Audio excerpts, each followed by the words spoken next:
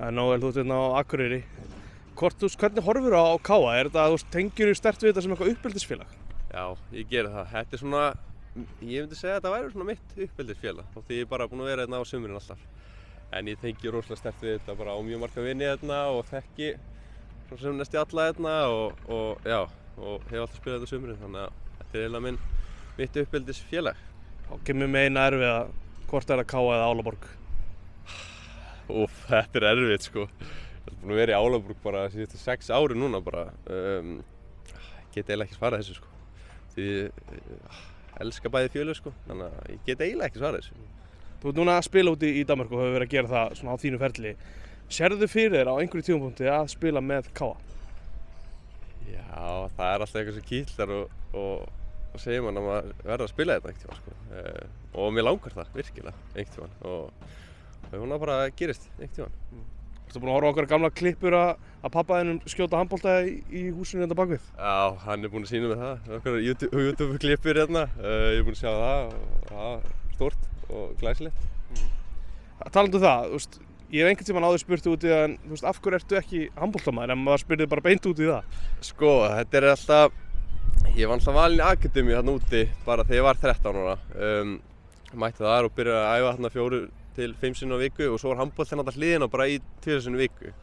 Þá var ég bara svona, fannst það ógeðslega skemmtilegt í bæði, það var að segjast. Og svo var ég bara komin í akademíu og fannst það mjög gaman og bara tók það bara yfir sko.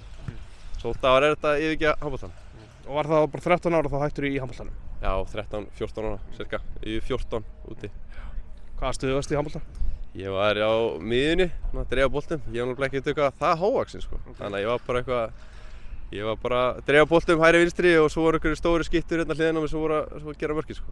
En enginn eftir sig á í dag að hafa valið fótboltann? Nei, eiginlega ekki sko. Þótt að ef maður horfir á handboltaleiki þá vill maður alltaf vera á vellinu sko. Það er erfitt að horfa á þetta, en nei, það er enginn eftir sig. Er það eitthvað að leika þér með harpixið eða eitthvað svoleiðis? Nei, ég gera það voða lítið sko. Ég horfir rosalega mikið á handbolta. Ég er svolítið aldrei, ef það er einhver bolti heima þá er maður svona leika sér eitthvað með hann eða skjóta eitthvað mark. Já, þá erum við eitthvað að kasta, maður er alltaf eitthvað að kasta. Ég meina, alltaf að nota handboltann í eitthvað sko.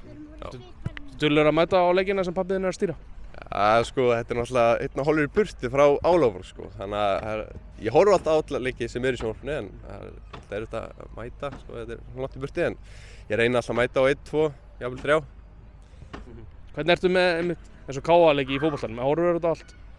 Já, ég horfir rosalega mikið á þetta sko. Ég horfir mjög mikið á bestuðina þegar ég get sko og það er ógeðslega skemmtilegt og hefur mjög gaman að því. Hvernig, ef við vindum með til Danmörku, hvernig var þessi vetur hjá Álaborg? Sko, þetta var svolítið þungt sko. Það var svolítið vonbrigði hjá okkur. Komast náttúrulega ekki í Evra playoffið, endum í 7. sæti, 1 stig frá Evra playoffinu sem var svolítið þungt og mikil vonbrigði náttúrulega fyrir okkur. En já, þetta er búin að vera bara vonbrigða tímabil þannig sé. Náðum að redda 7. sæti og vonandi getum keyrt okkur í gang núna í prísinu og gerir vel í næsta tímabili. Þú sjálfur varstu sáttur við þitt hlutverk? Já, ég meina við erum alltaf að skipta ég og einn annar vinstri bakverði sem ég er búinn að spila sko. Við erum alltaf búin að skipta eiginlega byrjunliðs að vera í byrjunliðinu.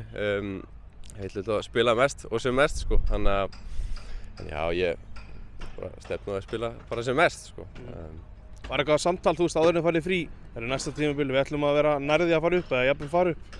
Já, það er alltaf stefnan, klálega. Álaborg á alltaf skilja að vera í Súperlíkinu sko, og stór klúbbur í Danmörku. Þannig að það er alltaf stefnan sko, að fara upp næsta ári og vera í séns alltaf. Vinstri bakvörður, ertu búinn að vera lengi fastur í, eða þar í þeirri stöðu, eða ertu líka eitthvað í hafsendinu?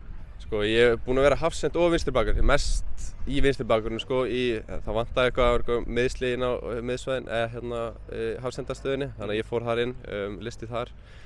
En ég er svona svo sem búinn að vera mest í vinstri bakvörð og að byrja eiginlega bara í fyrra sko.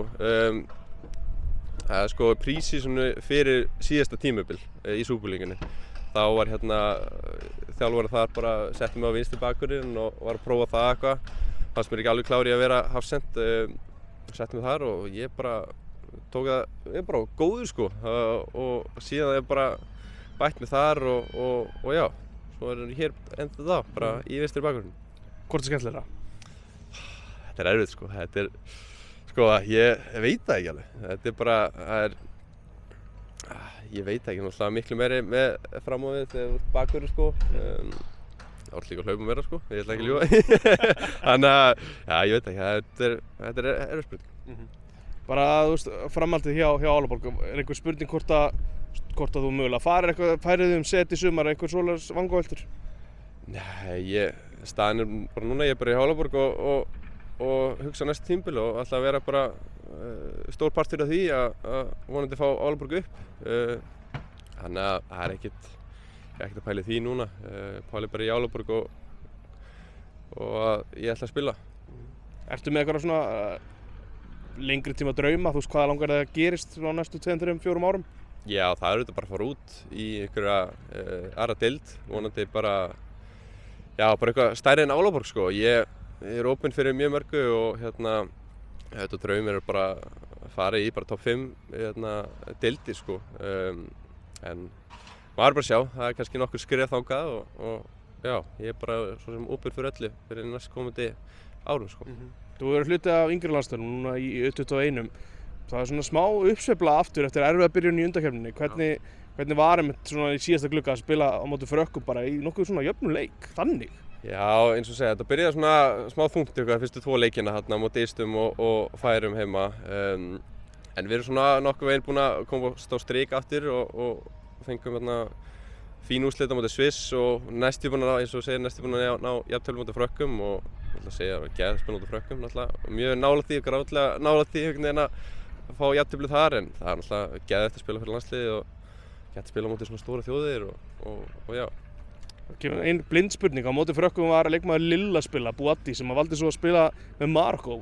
Manstu ekki eftir honum? Já, hann var náttúrulega fyrirliði í þessum leik, sko, og er 2007 sem var að spila bara með gæði sem er 2004, þannig að maður sá alveg taktan í hann, sko. Hann er stór og stæðilegur og rosalega leikskilning, svakalega leikskilning og bara mjög góður, sko. Ég man eftir honum, sko. Hann var svo að bossa þetta bara á móti Brössunum. Já, ég sá leikinn, það var rosalegt. Alvöru leikmaður. Bara, þú veist, hvað tekur við núna? Hvað áttu eftir að fríinu og hvað ætlar að gera? Herði, ég æfingar byrja bara á mánudaginn núna, svo bara pre-season og svo byrja bara tímabili, lok júlí held ég. Þannig að það er bara beint heim 5 dagar eftir hérna á Akureyri, svo fer ég suður og fyrir út á sunnudaginn. Þannig að ég ætla bara að njóta. Þið langar ekkert heim úr þessari blíðu? Nei, alls ekki. Það er erfitt að fara í hérna, þetta er svona við. Og bara því að við erum hérna, hvernig líst þér á það sem er að gerast hérna? Þú veist, bara ný stúka og það er einhver mannverki í byggingu og svona? Já, ég líst mjög vel á þetta, sko. Þetta lítur mjög vel út og einhverja rosalega framkvæmdir hérna og ég er mjög spenntur að sjá hvernig þetta verður og þetta verður spennandi að fylgjast með. Takk fyrir þetta, Nóel. Takk fyrir.